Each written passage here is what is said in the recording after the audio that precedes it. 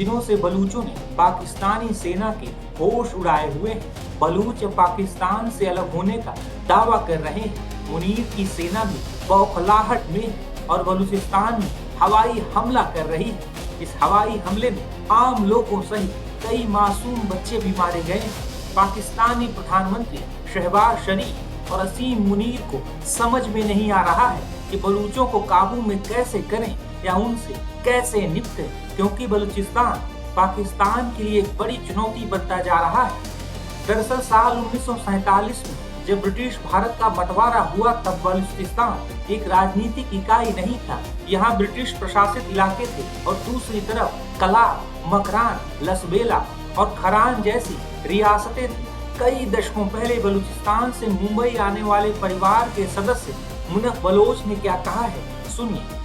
दुख होता है। पहले तो आज से मतलब यूँ समझ ली कि 5-6 साल पहले हम लोगों को इतनी जानकारी नहीं थी। जब से मोदी जी ने एक दिन इसी 15 अगस्त के दिन बलूचिस्तान के बारे में कहा तो ये अवेयरनेस काफी बलोचों के अंदर फैल गया। फिर हमारी प्रोफेसर नाइला कादरी जी जो बलोची की लीडर है, prime minister in exile of Balochistan, वो आई, उन्होंने यहाँ पर काफी बलोचों के अंदर अवेयरनेस फैलाया, हकीकत बताया। उनकी जुबानी जब हमने सुना तब हम लोगों को पता चला। फिर इंटरनेट और मीडिया के जरिए फिर हम लोगों ने भी अब सर्च किया तो वाकई में ये बहुत ही बुरा हमारी कम्युनिटी के साथ हो रहा है, जेनोसाइड हो रहा है। ये होना नहीं चाहिए। बलोच कौम लड़ाकू कौम है, लेकिन बलोच कौम ने कभी भी अटैक नहीं किया है। बलोच कौम हमेशा अपने बचाव में, डिफेंस में किया है और वफादार कौम है बलोच कौम। कहते हैं ना कि बलोचों को वफादारी ऐसी है, एक प्याला पानी की वफादारी 100 साल की उनकी खिदमत है, तो ऐसा कहा जाता है।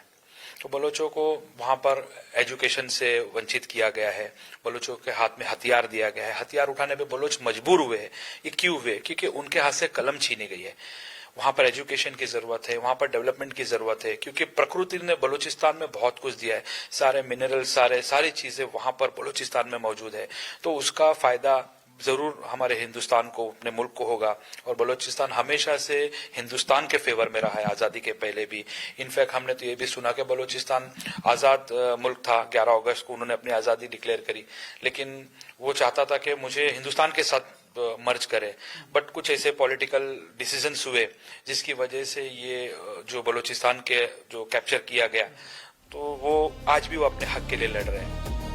वहीं हाल ही में वर्ल्ड पीस यूनाइटेड के एम्बेसडर डॉक्टर परविंदर सिंह ने बलूचिस्तान पर कई बातें कही। देखिए 1947 में जब ब्रिटिश लोगों ने देश को छोड़ा था, भारत को छोड़ा था, मैं तो भारत बोलता हूं, तब क्या है कि ना पाकिस्तान पैदा हुआ था, ना बांग्लादेश पैदा हुआ था, लेकिन बलूचिस्तान था। तब भी बलूचिस्तान के जो वॉरियर थे उन्होंने अपने आप को 11 अगस्त को आजाद करवा लिया था ब्रिटिशों से।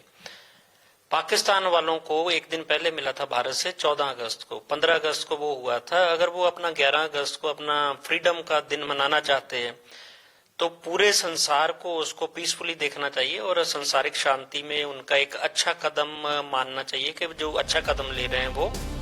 बता दें कि बलूचिस्तान पाकिस्तान का सबसे बड़ा प्रांत है। इसका क्षेत्रफल करीब 3.47 लाख वर्ग किलोमीटर यानी पाकिस्तान के कुल भूभाग का लगभग 44% है, लेकिन यहाँ आबादी बहुत कम और दूर दूर बसी हुई है। पहाड़, रेगिस्तान, पथरीले इलाके और विशाल निर्जन क्षेत्र पाकिस्तानी सेना के लिए चुनौती पैदा करते हैं। कल्पना कीजिए आपके सामने एक ऐसा इलाका हो जो बहुत बड़ा हो, लेकिन आबादी जगह जगह बिखरी हो और बीच में पहाड़ों की लंबी श्रृंखलाएं हो।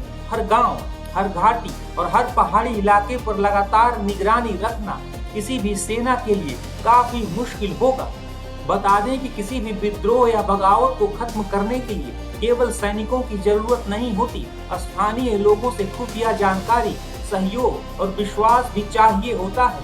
लेकिन बलूचिस्तान में मानवाधिकारों, जबरन गायब किए जाने, राजनीतिक प्रतिनिधित्व और सुरक्षा अभियानों को लेकर लंबे समय से शिकायतें रही हैं। जानकारों का कहना है कि जब स्थानीय आबादी राज्य पर भरोसा नहीं करती तो सुरक्षा एजेंसियों के लिए जमीनी जानकारी हासिल करना काफी मुश्किल हो जाता है। यानी सेना किसी इलाके पर कब्जा कर सकती है, लेकिन लोगों का भरोसा सिर्फ सैनिकों से हासिल नहीं किया जा सकता। बलूचिस्तान प्राकृतिक गैस, कोयला, तांबा और सोने जैसे संसाधनों से काफी समृद्ध है।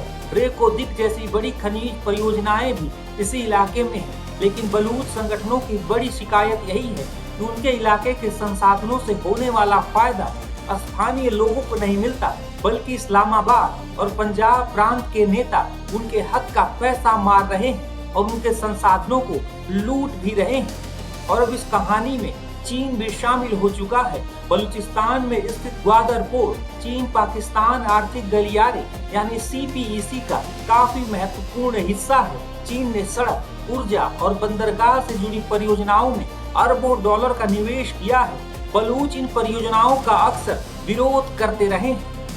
लेकिन जो बलूचिस्तान की सरजमीन है, बलूचिस्तान को हमने भी विजिट करने की कोशिश की, लेकिन कुछ परिस्थितियां ऐसी पैदा हो जाती हैं दुनिया की, तो नहीं जा पाते उधर एक तो मिनरल्स बहुत हैं, दूसरा उधर नेचुरल जो रिसोर्स बोलते हैं, चाहे वो गोल्ड माइन है, चाहे वो सिल्वर माइन है, चाहे वो डायमंड का माइन्स है, that is the part in Balochistan में ही है वो, और बाकी का पाकिस्तान जो है उसमें इतना कुछ नहीं उगता।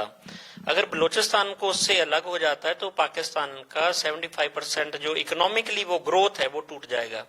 जहां से वो क्या करते हैं, चाइना को भी एक्सपोर्ट कर रहे हैं, अमेरिका को भी एक्सपोर्ट कर रहे हैं, और कंट्रीज को भी मिनरल एक्सपोर्ट होते हैं। तो अगर बलूचिस्तान उनके हाथ से जाता है तो उनका बहुत बड़ा नुकसान होता है, इसलिए वो इनको आजाद नहीं होने दे रहे। 56 कंट्रीज जो हैं वो बलूचिस्तान के आजादी के हक में हैं।